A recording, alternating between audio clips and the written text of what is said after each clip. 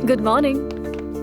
सुबह बखैर की बजाय तुम्हें शायद गुड मॉर्निंग कहना ज्यादा अच्छा लगता है ना? ठीक है, तो मैं आपको सुबह बखैर कहती हूँ क्योंकि गुड मॉर्निंग समझ जो नहीं आया। अम्मी बाबा कहाँ हैं? बाबा नूर के साथ हैं, अम्मी उनको देखने गई हैं, थोड़ी देर में वापस आ जाएंगी। यानी नूर भी तलाक ले रही है। हमारे यहाँ पहले भी ऐसा ही कुछ हुआ है।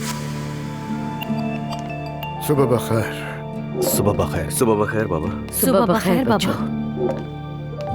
सुबह बखैर। क्या हुआ नूर? हो क्या रहा है आप?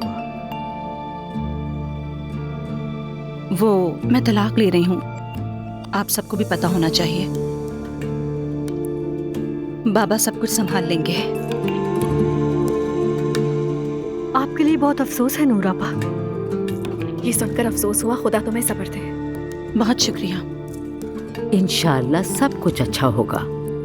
मैं अपने ऑफिस जाऊंगी और अपना रिजाइन वापस ले लूंगी। आपने इस्तीफा दे दिया था?